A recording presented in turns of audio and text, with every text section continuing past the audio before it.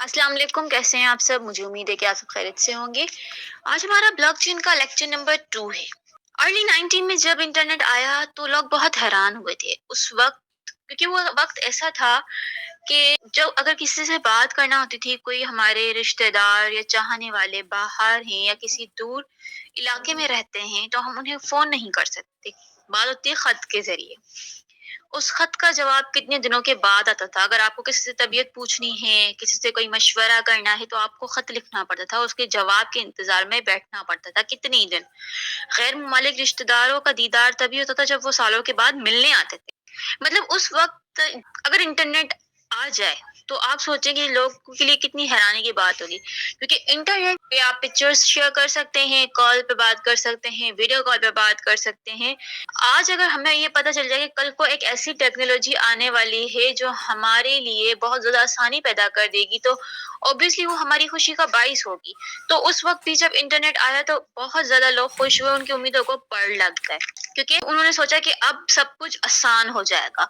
लेकिन उस वक़्त में कुछ लोग ऐसे थे जिनको खुशी तो हुई, लेकिन उन्होंने इसके ऊपर इन्वेस्ट किया। अगर मुझे पता है कि आईफ़ोन कल को इसकी वैल्यू बहुत ज़्यादा होने वाली है दूसरे मोबाइल्स की निस्बत, क्योंकि इसमें इसकी जीपी अच्छी है, इसका कैमरा अच्छा है और हर इंसान इसको लेने की चाहत रखता है। मैं क्या सोचूँगी कि भई आईफ़ोन अभी चंद लोगों के पास है, मैं क्यों ना इसकी कंपनी खरीद लूँ, तो कल मुझे बहुत ज़्यादा फ़ायदा होगा अगर आज मैं इसके ऊपर इन्वेस्ट करती हूँ। तो उस वक़्त भी कुछ ऐसे ही लोग थे जिन्होंने इंटरनेट पर इन्वेस्ट किया। क्योंकि उनको पता था अगर हम यहाँ इन्वेस्ट करेंगे तो हमारा फ्यूचर सिक्योर हो जाए। आज वो वक़्त है कि इंसान का इंटरनेट के बगैर गुज़ारा ही नहीं है।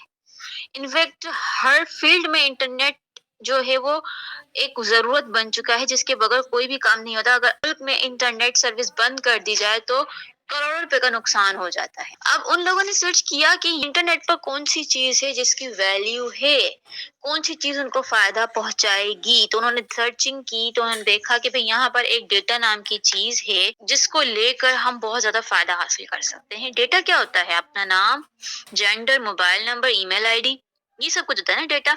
मतलब आपके पास अगर आपने न्यू मोबाइल लिया है, ठीक है, अगर आप लैपटॉप भी यूज़ कर रहे हैं, अगर आपको किसी भी ऐप के अंदर इन होना है, इनफैक्ट आप मोबाइल यूज़ ही नहीं कर सकते फर्स्ट ऑफ ऑल, तो आपको वहाँ पर अपना अकाउंट बनाना पड़ता है, गूगल अकाउंट। उसी के बाद आप जाके कोई ऐप को इंस्टॉल कर सकते हैं। तो वो आपसे क्या माँगता है? फर्स्ट नेम और last name, gender, date of birth, आपकी ईमेल आईडी है, आपका नंबर। तो आप उसको खुशी-खुशी दे रहे होते हैं बिकॉज़ आपको चलाना है Facebook, WhatsApp, YouTube, Twitter, Insta and etcetera. हमारे मुल्क में हर इंसान सोशल मीडिया इस्तेमाल कर रहा है। ठीक है, और हर इंसान अपना डेटा खुशी-खुशी दे देता है। अब आप सोच रहे होंगे डेटा क्या है? हमें क्या फ़ायदा होगा भई डेटा से? किसी उसने मेरा नाम ही तो पूछा है, फेक नाम भी बता सकते हैं हम, डेफ़िनिटली हम फेक नाम भी देते हैं। लेकिन हम अपना नंबर तो देते हैं ना, नंबर। नंबर किस पे मिलता है आपको? आपकी एनआईसी पर। एनआईसी, एनआईसी क्या है? ये आपकी आइडेंटिफ़िकेशन है, जो आपको नादरा से मिलती है। आइडेंटिटी कार्ड पे जो नाम है उससे आप आपकी सारी डिटेल्स निकलवा सकते हैं। उसके ऊपर आपको सिम मिलती है, वो नंबर मिलता है जो आप वहाँ पर दे देते हैं। ठीक है, आपका डेटा चला गया। आपने खुशी-खुशी उस डेटा को दे दिया। अब डेटा से क्या हमें फ़ायदा हो रहा है? ऑब्वियसली आपने जो ऐप्स डाउनलोड किए आप उसको यूज़ करेंगे। हर इंसान का इंटरेस्ट अलग होता है।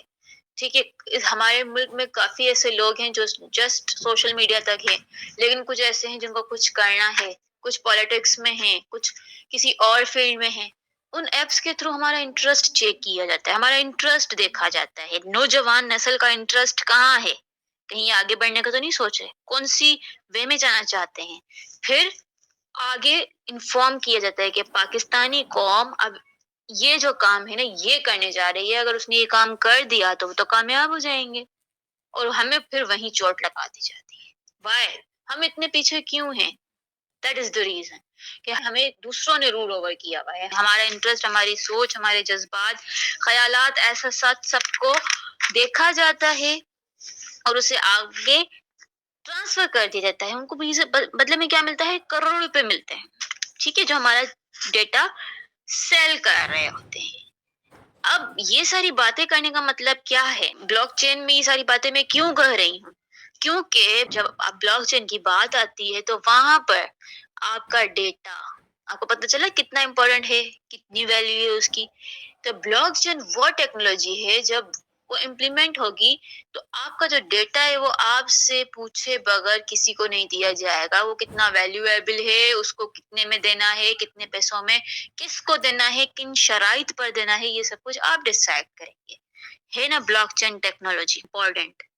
تو دیکھیں گے ہمیں فائدہ پہنچائے گی. جو ڈیٹا ہمارا جو بہت زیادہ امپورٹنٹ ہے، جس کی ابھی انٹرنیٹ پر تو کوئی ویلیو نہیں ہے، لیکن بلاک چین اس کو ویلیوبل بنائے گی. آپ اپنے ڈیٹا سے ارننگ بھی کر سکتے ہیں. کس کو دینا ہے، کتنے میں دینا ہے، کتنا دینا ہے، کن شرائط پر دینا ہے، یہ سب آپ ڈیسائیڈ کریں گے.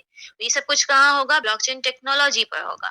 مطلب یہ ہمیں سہولیات دے گی، ہمیں کوئی نقصان نہیں دے گی. تو اگر آپ کو آج اس پر انویسٹ کرنا ہے تو زیادہ کچھ نہیں انویسٹ کرنا. آپ کو یہاں پہ پیمنٹ نہیں لگانی، کوئی کروڑوں روپے نہیں دینے. اس کو سیکھنا ہے، سمجھنا ہے. یہ ہمیں وہ سب چیزیں پرووائڈ کرے گی جو ہم نے کبھی سوچی بھی نہیں ہوں گی. انفیکٹ ہمیں آج تک وہ سب کچھ ملا ہی نہیں ہے. تو یہ تھا آج کا ہمارا لیکچر، جس میں ہم نے کچھ امپورٹنٹ چیزوں کو ڈسکس کیا. انشاءاللہ نیکسٹ لیکچر میں آپ سے ملاقات ہوگی کچھ ڈفرینٹ انفارمیشن کے ساتھ. تب تک کے لیے اللہ حافظ.